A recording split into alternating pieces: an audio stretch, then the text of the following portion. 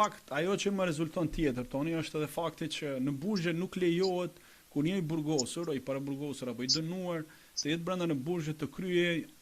ndërhyrje estetike. Qoftë edhe te dentisti jashtë burgut, për shkak se i kanë çdo institucion ka dentistët e vet. Por çfarë u provua gjatë vitit të kaluar, yri Ervin Saliani pa flok doli me flok. Ndërkohë ka njerëz të sëmurë të cilët nuk dërgohen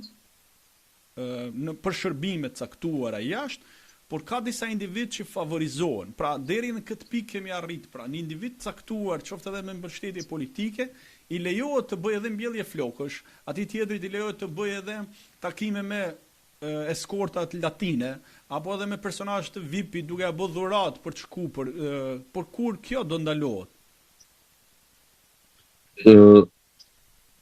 E diskutuam pak më përpara që ai që ka mundësi arrin që të thuajë të gjithë pjesën e rregullave të ngritura nga vetë administrata e burgjit. Por them ai që ka mundësi, së pari janë mundësitë ekonomike, pastaj të dytë janë mundësitë me grupet, lidhjet e tij me grupe kriminale jashtë, dhe treta që është më e fortë pastaj lidhjet e tij me politikën. Dhe rasti që u përmendi, po dyshim që vinte nga një parti e fortë politike, Ervin Saliani, nga partia pozitare demokratike, dhe që u dënua pikërisht për një vepër cilën ai asnjë nuk e ka pranuar dhe që ka pretenduar që është një vepër që nuk ekziston, siç ishte kallëzimi i rrenjë, apo për rastin e denoncimit të Geron të Xhapit. Rasti konkret favorizimet i bën po pra, tani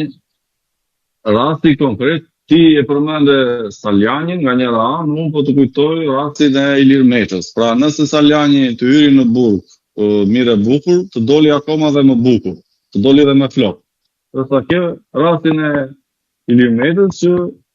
mi që e morën në burg dhe e shkullën me gjithse dili edhe futën brenda, por që nga në tjetër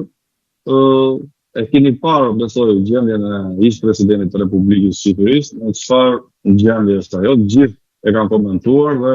vetë ju besoj e keni ndjerë një shije në momentet e para ku e keni parë,